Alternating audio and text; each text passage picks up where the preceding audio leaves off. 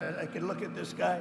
I guarantee, if you were mandated, let's say you have a tractor that's broken and you know exactly how to fix it, you wouldn't be too happy about being mandated to bring the tractor back to John Deere or wherever you got it, right? You'd like to fix it. Not so much. Okay. I mean, they actually have, the Democrats, a restriction that if you get caught fixing your tractor, they bring you to jail.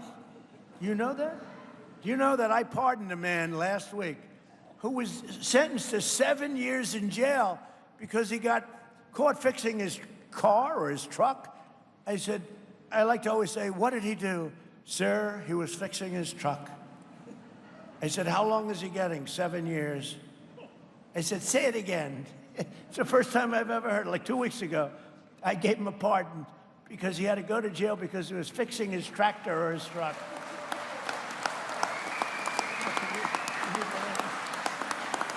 So I promise, Ken, if you ever get caught fixing your tractor or truck, I will give you a pardon, okay? No, but these are the crazy Democrats. That's what they want. I terminated the ridiculous so-called diesel exhaust fluid requirement. Does that mean anything to you? Big, right? Joe is happy, so I want to keep him happy just in case he gets violent. He's happy. What's up, family? Hit the like button, share the video, subscribe to the channel, and check this out. 7 years, you guys heard, federal prison for fixing a truck. And I'm going to let that sit for a second before we go anywhere else, because when President Trump got up at a rally recently, as you guys see, this was a rally in this clip, and told this story, even the crowd didn't believe it at first. He said it like this. What did he do? Sir, he was fixing his truck. How long is he getting? 7 years. And then Trump said, say it again. That's the reaction most normal people have when they hear this. Not a political reaction, but a human one. And that's exactly where I want to start today, because common sense isn't partisan. 7 years for a truck modification, that's not justice. That's government out of control. And we're going to break this down, look at the full picture, and then I'll give you my thoughts. A 65-year-old diesel mechanic, beloved in his community, winds up sentenced to a year in federal prison for violating EPA rules.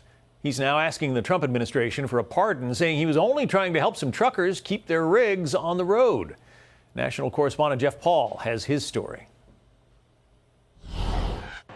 When it comes to anything diesel, Troy Lake knows how to fix it, especially newer EPA-mandated emission systems that seem to be sidelining drivers. We'd get 200 calls a day. My truck's broke.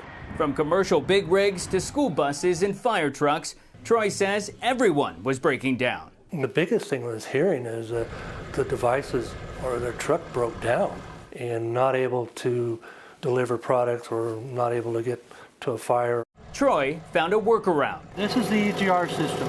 This is one of the things we were turning off. He tapped into the engine's computer, disabling some of the federally mandated emission systems. I didn't want to be Robin Hood. I just felt that it was wrong as far as what the government was doing to American people that wanted to work. When the government caught on, they raided Troy's shop in 2018.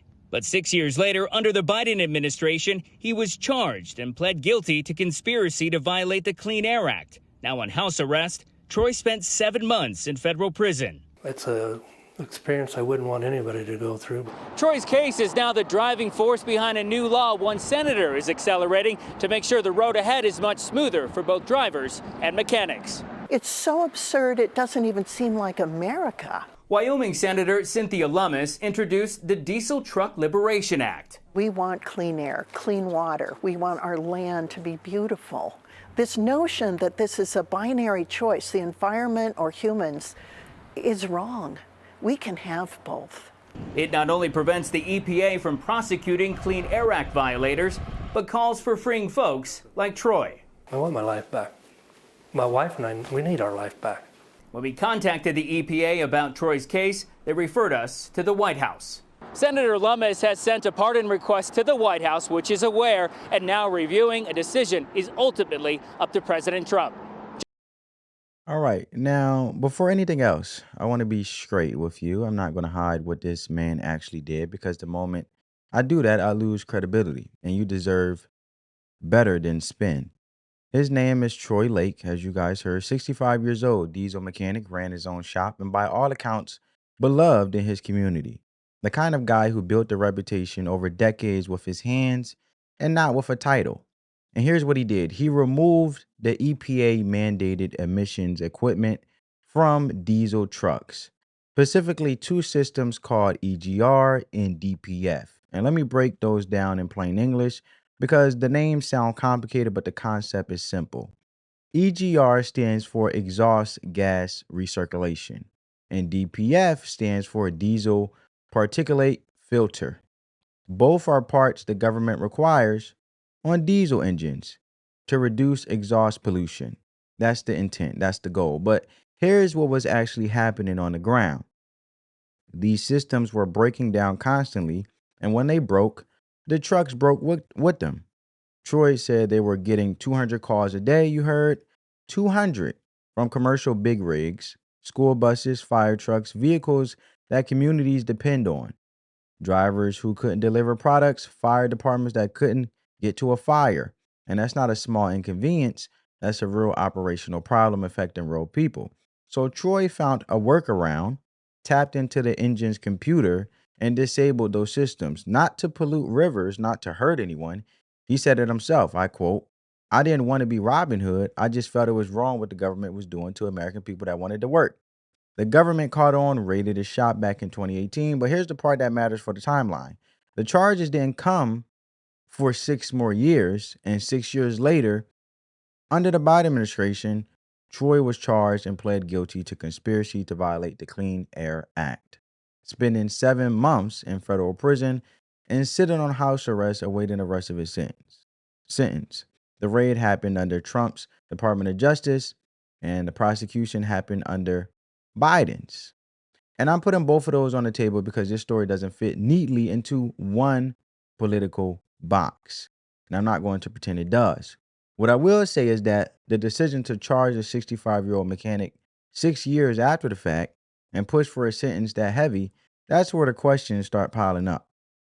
So now you know exactly what he did, and you know the sentence, 7 years in federal prison.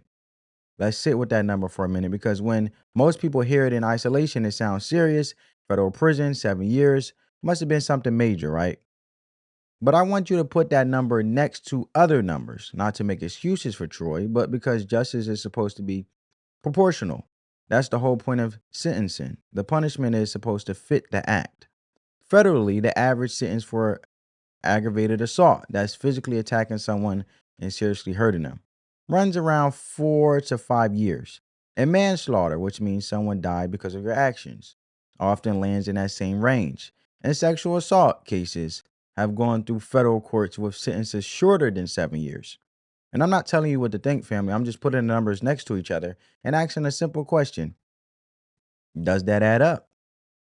The Clean Air Act carries real federal weight, and I'm not disputing that. The law exists or that violations can be serious, but there's a difference between a law existing and a sentence making sense. The question isn't whether Troy broke a rule. He pled guilty. He admitted it. The question is whether 7 years in a federal cage is a proportional response to what he actually did. And here's where this gets bigger than Troy.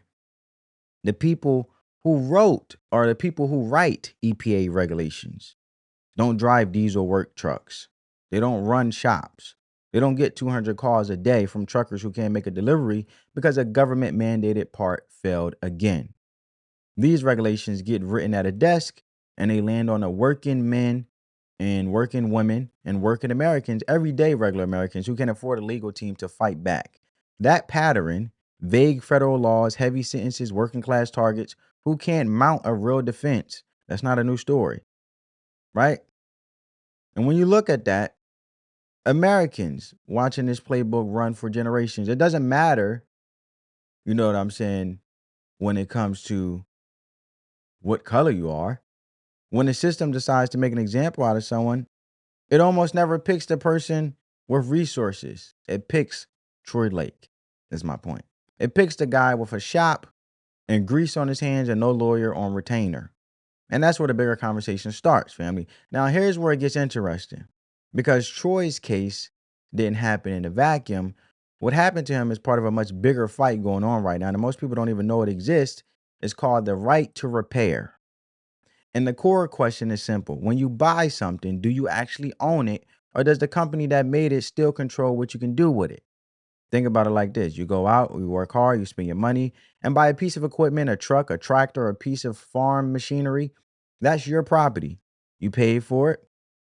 But then the manufacturer locks the software, locks the parts, and tells you that if anything goes wrong, you have to come back to them, or you're breaking the law.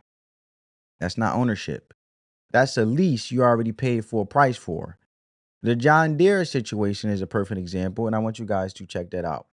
John Deere just settled a $99 million lawsuit accusing the company of monopolizing its repair services. But one independent technician says farmers still can't repair their equipment themselves. KCRG TV9's Jackson Valenti spoke to one repairman who says the lawsuit settlement won't change anything. Jackson?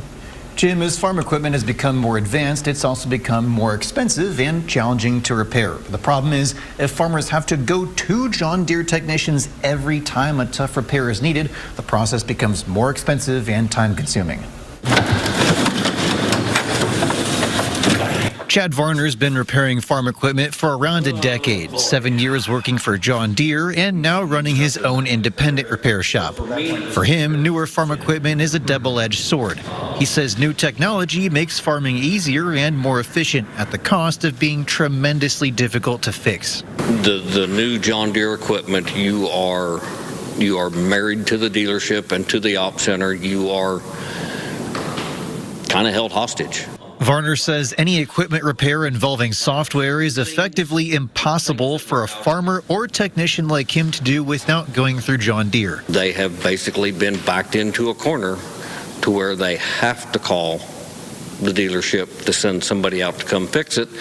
And in the busy time of the year, that might be 2 days before somebody gets there. Even with the lawsuit settlement, Varner's concern is if a farmer's equipment stops working at the wrong time, they won't be able to afford to wait on a dealership to come out. Even with the lawsuit, nothing's changed. But if farmers or independent repair shops can't fix the equipment, then the wait is forced. Mother Nature gives the farmers so many days to put a crop in the ground and so many days to take the crop out. If a farmer does want to do repairs themselves involving software, they have to pay $195 per machine just to access the software, not including repair tools. An independent repair shop like Varner's would need to buy a $6,000 license each year. Ultimately, he's happy with the outcome of the $99 million settlement symbolically, but he says it won't represent real change. You have to have them to be able to fix your equipment. The Federal Trade Commission is also suing John Deere, accusing the company of using, quote, unlawful practices that have limited the ability of farmers and independent repair providers to repair Deere equipment.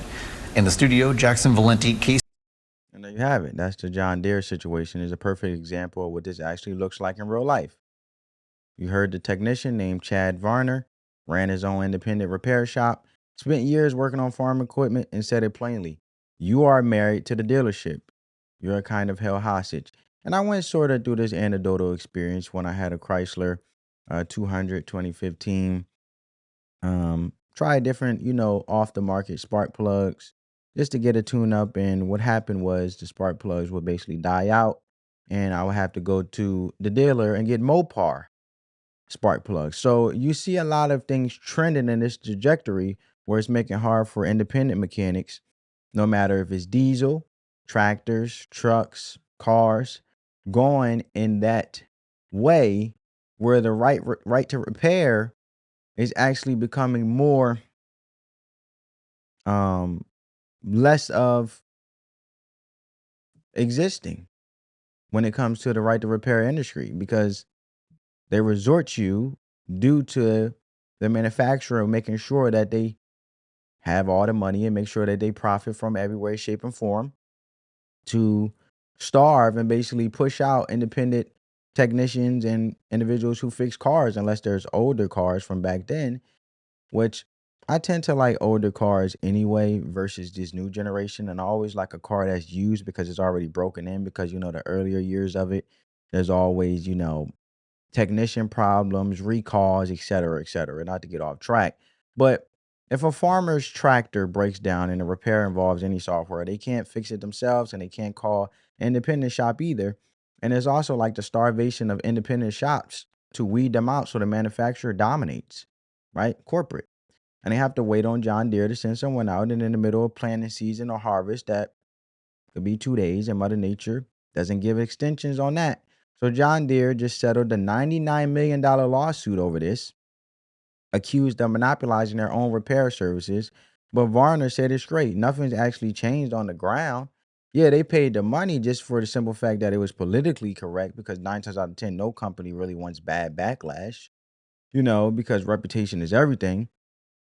But because a farmer who wants to do software repairs himself have to pay $195 per machine just to access the software, not to fix it, just to get in the door. Independent shop like Varner's need a $6,000 license every single year just to have the option.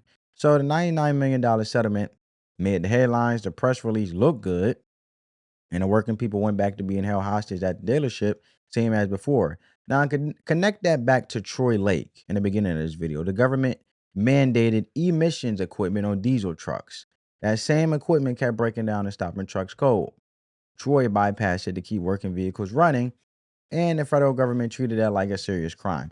It also makes you also wonder, during the Biden administration, when they were pushing EVs, electric vehicles, and basically starting to carve out and cut out gas driven cars, right?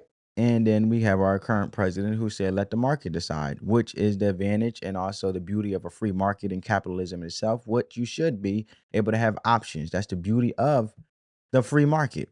So on one side, you got corporations locking farmers and mechanics out of the equipment they brought. On the other side, you got the government making it a federal offense to work around systems that weren't working anyway, and regular people getting squeezed from both ends while neither side has to answer for it.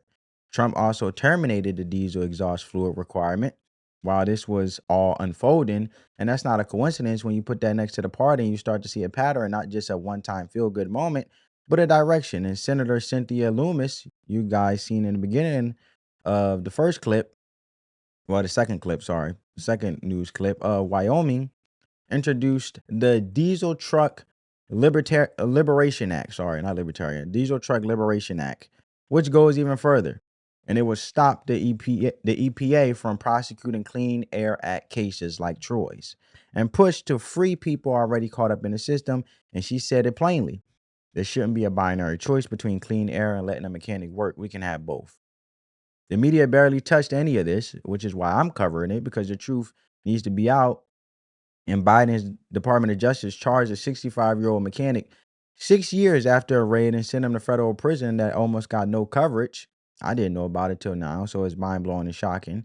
Trump pardons him, and it's still barely a story. As we know, 94% of the press basically covers Trump negatively. So the truth got buried on both ends, family, and that's why conversations like this one matter. So let's talk about the pardon itself, and I want to be careful here because I'm not going to stand up here and tell you Trump is a hero for doing this. That's not the point. The point is that a man was in federal prison for modifying a truck. Someone with the power to correct that looked at the situation and corrected it, and that's the right call. And I don't care if you love Trump or can't stand him, the action was right.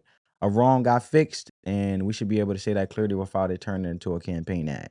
Now, to be fair, I want to name the counter argument directly because it deserves a real answer. Clean air matters. Emission rules exist because diesel exhaust is a real health issue, especially in communities near highways and shipping routes. Nobody's pretending that's true. But there is a real difference between protecting public health and sending a 65-year-old mechanic to federal prison for keeping a fire truck running. And those are not the same thing. Because a system that can't tell the difference between those two situations has stopped serving people and started serving itself. That's why local elections matter when it comes to your governors, mayors, et cetera, et cetera. And that's exactly why working class Americans have stopped trusting federal agencies, not because they hate the environment, not because they want dirty air, but because they watch agencies use serious legal power against people who had no ability to fight back, while bigger problems with bigger money behind them move through the system untouched. And Troy said it himself. He won his life back. My wife and I, we need our life back, I quote. And that's not a political statement. That's a man and a woman who lost years, real time, real cost, A family that paid a price most people would consider wildly out of proportion to what actually happened. And the lesson here isn't about which party was right, it's about whether the punishment ever matched the act. 7 years for a truck modification, common sense says no, and common sense isn't partisan. And the government has a role in protecting public health, and I believe that. But that role has limits, and those limits matter most to the people who can't afford a lawyer when the government decides to make an example out of them. But also, I feel as though it did prone a conversation they could have had with Troy because obviously it was a real concern instead of government serving itself, serving the people, because obviously this is a problem that Troy was trying to be a public servant in a way to find a solution to keep fire trucks on the road, you know, our farming industry, which is important when it comes to our whole food infrastructure and that industry alone, when getting product to stores, et cetera, which we have the luxury as Americans to go food shopping and get all of our produce and foods and goods at the store. How do you think they get there? So there's a verse I want to tell you guys. Micah chapter 6, verse 8, and that says to act justly, love mercy, and walk humbly. Justice means the punishment has to fit. Mercy means you don't throw away a man's life over a truck modification. And both of those things can be true at the same time. Pay attention to right to repair legislation in your state. Right to repair legislation is important because this isn't just a truck story. It affects farmers, mechanics, small business owners, individuals that actually can do the work to fix your car instead of you being basically married to a car manufacturer because they obviously want to, you know, profit as much as possible to the point of draining your pockets. So this is why local legislation matters. So pay attention to right to repair legislation in your state. Anyone who owns property and believes that ownership should mean something real, that's why you should pay attention to it, because this isn't just about a truck story. It affects farmers, mechanics, small business owners. I'm going to say it again. Common sense isn't partisan. 7 years for a truck modification, that's not justice, that's government out of control. And we should be able to say that regardless of who's in the White House. So drop a comment with your thoughts, hit the like button, share the video, subscribe to the channel, turn on your post notifications, spread the peace, love, and positivity. Let the love supersede the hate, family. Peace.